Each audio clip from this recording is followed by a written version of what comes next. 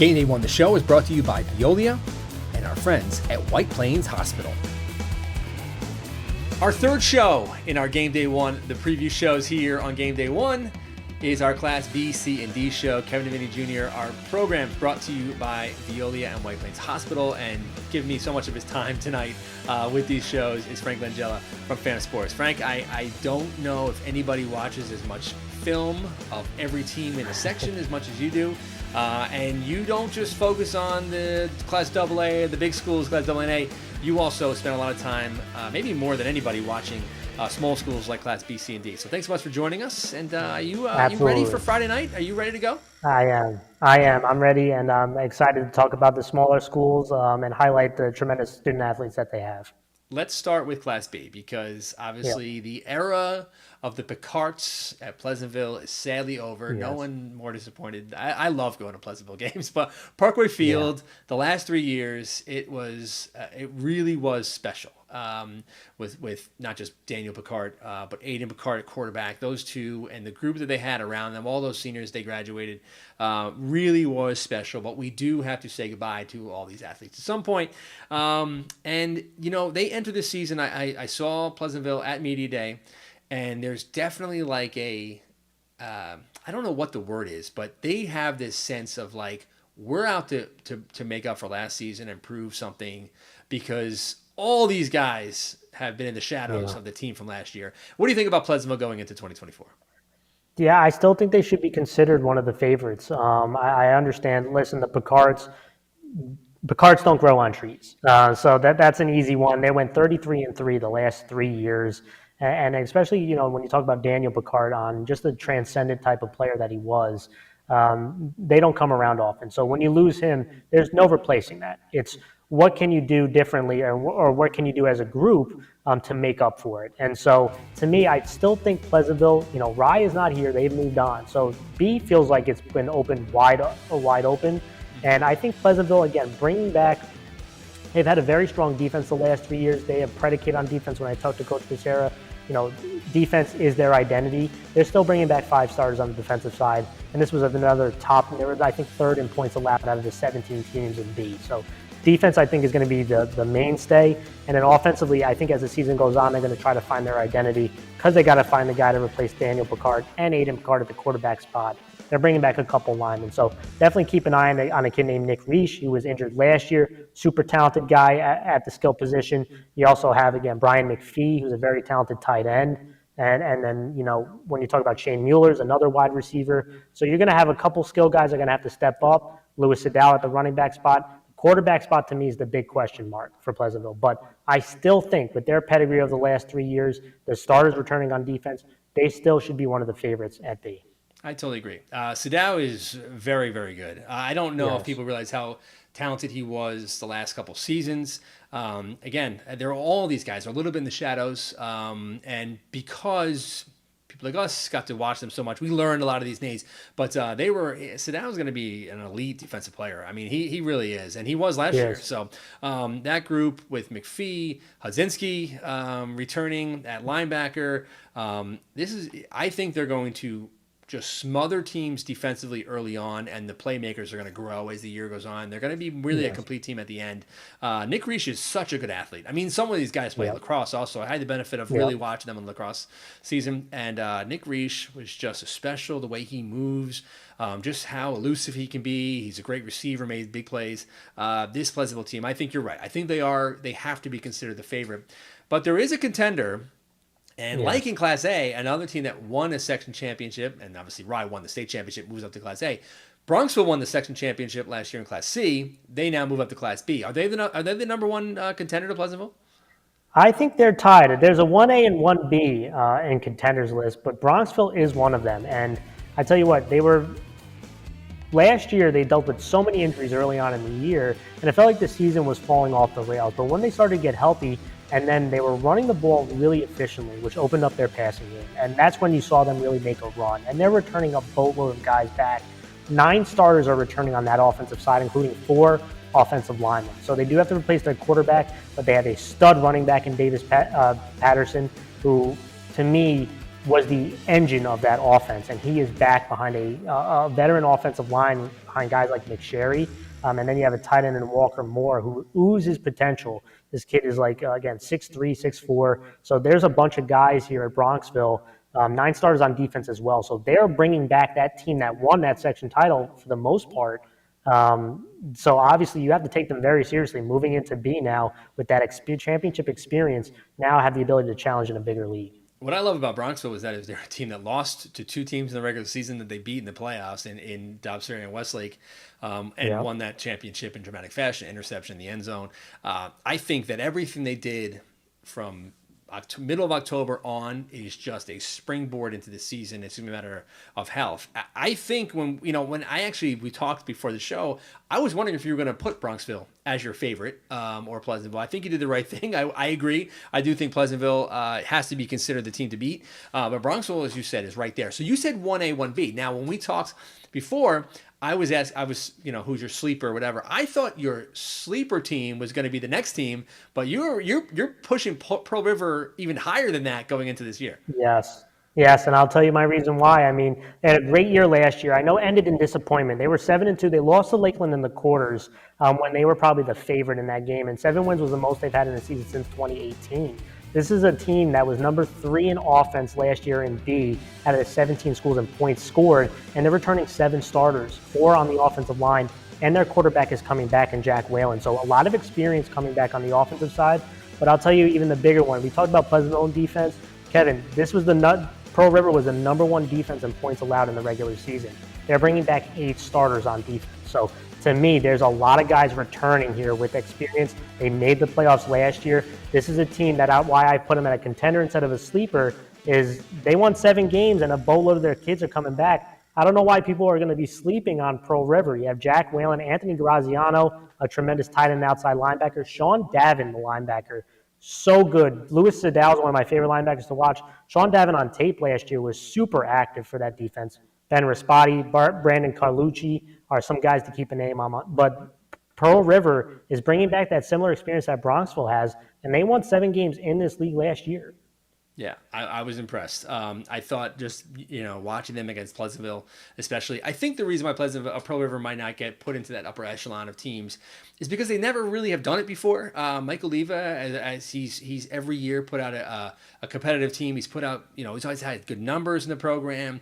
They've been tough, but there's always been kind of one thing or another that may hold them back from winning, making it deep in the playoffs, winning a section championship. But I wonder, I say this a lot. I've been doing this long enough, maybe 25 years, to know that eventually certain programs find a way to win. And Pearl River will eventually find a way to win one of these championships because the program has just been too good for too long to not have that breakthrough. Who's your sleeper in Class B? Yeah, there's a team that has also had a lot of experience a couple years back, and that's Byram Hills. I know, they've kind of been a forgotten team. I know last year 3-5, they really struggled. But the year prior, they were 9-2. They lost to Pleasantville in the section title game in a really fun game. And, it was a struggle on both sides. On offense and defense, they're kind of middle of the pack. They were 11th on both points allowed and points scored. But they're bringing back a lot of those guys. Offensively, 7 starters returning, 4 on the offensive line. And I think it's going to be an identity change. When I spoke to Coach, it was, they were trying to pass the ball a lot. This year, I think they're going to rely on the running game as they figure out the quarterback spot. I think it'll be pretty good going behind a veteran offensive line for them. They're also returning 6 defensive starters. One of the really underrated kids that you're going to see is Tyler Mascott. He's a cornerback. He's a wide receiver. Good-sized kid, really fast, and he's a playmaker on both sides of the ball. He could be a spark plug for Byram Hills. This could be one of those teams that, they're 3-5 last year that can easily turn it to 5-3 and be one of those teams that's very competitive in the playoffs. The schedule last year was not kind to them. Opening up the year against Pleasantville the way they did, Pleasantville just goes up. Dan Picard just ran for like 1 billion yards. A highlight. He had like 6 or 7 highlight reel games, and I think it sent them in a little bit of a spiral, as you said. But Marascott is terrific, and last year when I watched Byram Hills, they had trouble sometimes of finding the best way to get Marascott the ball without feeding it to him too much, because he's a guy who he's snap your fingers and he could go. So they do have some a dynamic presence. It's a less cluttered field of teams. It's not going to be a gauntlet week in, week out, quite like it was last year with a state champion on your schedule and then a team that probably was the second best team in the state there as well. So I think a fresh start this year for Byram Hills.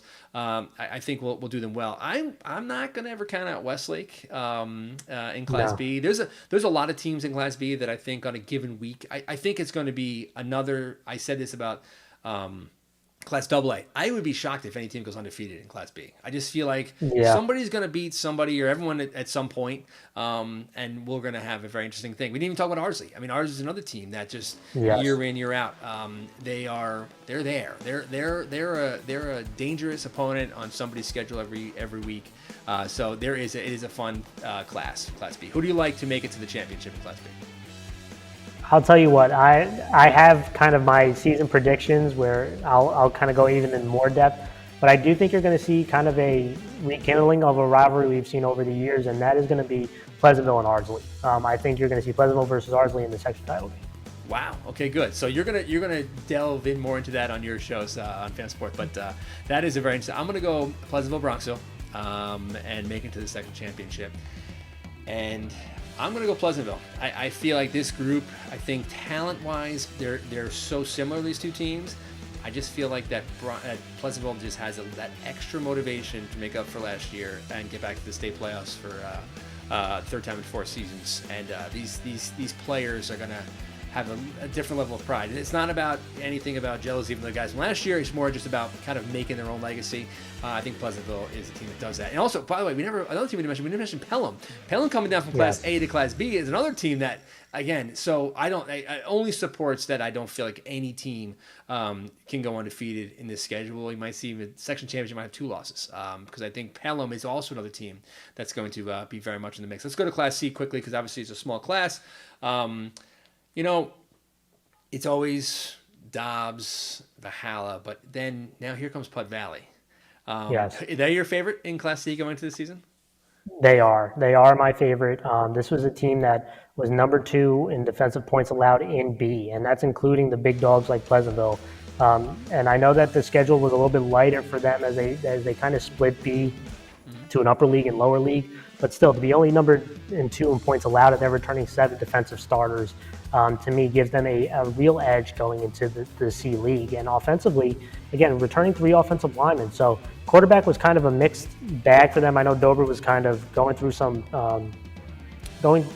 a transition. He's a stud linebacker, and they're having him play quarterback. So, that was a transition there. But Caden Glenn is someone to keep an eye on. Probably one of the best players in this section. And in a league like C, we've seen over the years, Kevin, when you have that real stud player, you really can make a lot of noise in those smaller leagues. And Caden Glenn is one of those guys who can do it on the offensive, defensive side. Coming off the edge, he had 8 sacks last year. So very talented young man. I think this defense for Putnam Valley could be really good. Yeah, I think Putnam Valley, and Putnam Valley, I tell you, at the media day, they walked in, and it's crazy to say this because they're a Class C school. They were as physically impressive walking and sitting down in our chairs and talking as any team there. Now, I'm not saying that it means they can go line up and play with Carmel or North Rock or all the big schools, but I just felt that Caden Glenn, the guys around him, I just felt that this team looked like a football team. They talk like a football team ready to win. And we also mentioned it before about just, eventually programs find a way and they break through, and they've been on the doorstep, made a section championship a few years back. I think that Putnam Valley does have what it takes to win. But then there's Dobbs Ferry, and then there's Valhalla. So just give me who's your number 1 contender to Putnam Valley? Who do you like? It's Dobbs Ferry, and I know on the smaller leagues they probably don't get as much conversation and talk about them, but the last 3 years Dobbs Ferry is 24-6, and they haven't been under 500 since before 2004. So Dobbs Ferry has kind of been this giant in C for a long, long time, and we've seen some teams come down and grab the spotlight for that 1 year, but the steady trend has been Dobbs Ferry, and I don't think that changes this year. Again, I know offensively 4 out of 11 starters coming back, but they do return their quarterback in Kevin Hartnett, who I think is another really key player, someone to keep an eye on. He's somebody who runs their wing T offense, which is a lot of option. He's a real dual threat guy, the play action pass out of it. He improved from last year, but now watching on tape, I want to see him take that next step forward. If he can, Dobbs Ferry, I think, is going to be the most competitive. This is a defense that was number 1 in C and D schools last season. in points allowed in the regular season, and they're returning 5 starters. So for me, Dobbs Ferry is the number one contender to Putt Valley. Yeah, and you said it. They're a group. I know Dobbs Ferry. The program is the history that they have. There is definitely going to be a sense of, they are. It is going to mean something for Putt Valley when they eventually have to beat Dobbs Ferry in a game that matters, whether it's a section championship or a semi, whatever it is. Dobbs Ferry is going to go with a little bit of an edge because of the history. But you're right, Kevin Hartnett. When you could start your season with a quarterback with experience, and listen. Yes. Ups and downs. I mean, obviously, as a quarterback, you're going to experience those. Losing the way they did was really disappointing for them. They wanted a shot at Westlake in that championship. They lose to Bronxville. Bronxville goes on and wins the title, and that has not sat well with Dobbs Ferry. And I feel Kevin Hartnett and this group of returners that they have, again, they're still Dobbs Ferry. But then we have Valhalla, who comes in. Dan DiMatteo takes over as the head coach, and obviously he's taking over for another legend, and Troilo as the head coach. But I felt that talking with Valhalla, the players at Media Day, there was definitely some good energy, some good vibes, and I think Dan DiMatteo, all those years coaching in Yonkers, and it was hard. And you've coached, you play, you know how the challenges that are faced when coaching in Yonkers. He doesn't have those challenges quite as much. It's a lot about just coaching the football side. He seems to be really enjoying it, and I think his team is going to really benefit from that moving on. I think Valhalla has got to be right in that mix with those other two teams. They are. And probably the biggest thing that coach is trying to figure out is, when I spoke to him this summer, is the quarterback spot was a big one. They had a junior that was battling for it, and potentially moving a running back to that spot, and Josh Burgee. And offensive line, they have to replace 4 offensive line starters. So to me, that's probably the thing that, if they could solve that, they have some of the talented skill guys in Tyler Ratty, I mentioned Josh Burgee as 2 very talented guys. On the defensive side, Luke Foyset is someone who could really pop off. As a freshman, he played on varsity last year and really stood out on tape at the linebacker spot. Going into his sophomore year, he could be someone that, in that league, the CD league, make a name for himself. Absolutely. I think Valhalla, as you said, is right there in that mix. Some of the players in the small schools, went back to Class B. Brady Richardson coming off the injury for Sleepy Hollow. Yes. There's a lot of good small school skill talent, I feel, from whether you go from BC and D. Yeah, absolutely. I mentioned Davis Patterson before for Bronxville. Bronxville, again, bringing a lot of that talent back, and he was kind of the engine of that, running the football. Mm-hmm. He really popped off and was a huge spark for them making that run last year. You mentioned Braden Richardson.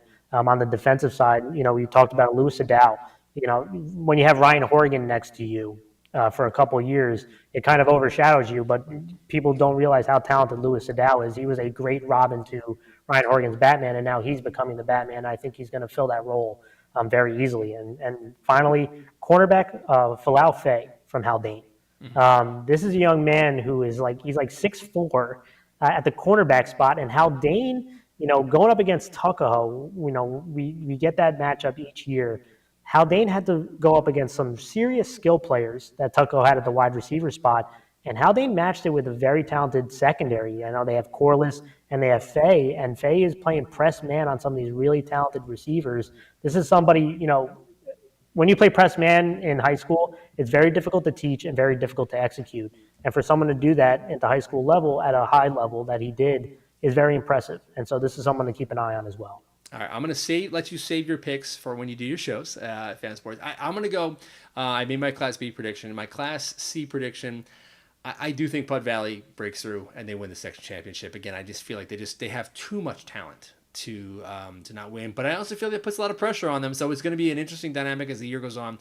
They stay healthy. I think they go and they win the section championship. And they have a chance to go pretty far in the state playoffs if they're able to survive Section 1. I think they beat Dobbs in the final. And then that Haldane-Tuckahoe annual meeting for the section championship. This is probably the toughest one to pick. And I'm not asking you to pick it. But these are two teams that lost so many players from last year. Haldane, obviously, graduating talent that almost led them to the state championship game. But they're back to being very even, I think, again, Frank, going into the season. Yeah, I mean, when you look at Haldane, they lose a very talented quarterback in Van Tassel, Giancinto, who was probably the best small school player last year. So you lose those two guys out of that team. It's very difficult to replace. But what they do come back with is some really talented secondary players. And guys like Faye, I mentioned Corliss. Jake Thomas is another one at the wide receiver spot. And when you look at Tuckahoe, they return 4 offensive linemen. And in the smaller schools, when you can win, pushing people around up front, look for them. They were a huge passing team last season. Look for them to kind of get back to what Coach really likes to do is run the football. So, they might run the ball, and that might be the difference here between the two teams. Yeah, this is a coin flip, and I'll feel much better predicting a champion as we get closer. But I'm going to go Haldane to repeat. I like the talent they have back. I just think that Thaddeus Carrillo is terrific on Tuckahoe. They have a matchup. They have a good matchup from an X's and O standpoint. But I just feel like Haldane has a little bit of they have a winning mentality right now between what they've done in basketball, what they continue to do in football. So I'll take Haldane to win the championship. Frank Langella, thanks so much for joining us for Fan Sports. On our Game Day 1, the show is brought to you by Veolia and White Plains Hospital. Enjoy the season, man. You be out of games. What's your week 0 look like for you? Yeah, so I'm still trying to figure out my week 0, but I will say this: Local Live has been an absolute blessing for me because I can't split myself into 1,000 pieces, so I do get to rewatch some games through Local Live. So still figuring out week 0. Definitely want to like to 10 more games this season, but I'll definitely be watching, and a big part of that is Local Live. Well, I appreciate you saying that, and I appreciate checking Local Live. You watched probably as many Media Day. You kept referencing all the Media Day interviews that you watched. Yeah. You did spend a lot of time watching those as well. I do think you learn a lot from those teams, just how they speak and what they say about their team. So I appreciate your support there of our Sectional Football Media Day. Next year, we need to have you. We'll have 2 stages. You run one, I'll run another, and we'll get everyone out of there instead of 5 hours. We'll make it funny. But Frank and Joe, thanks so much for what you guys do at Fan Sports, and enjoy the season. Thank you. Thank you so much, Barry.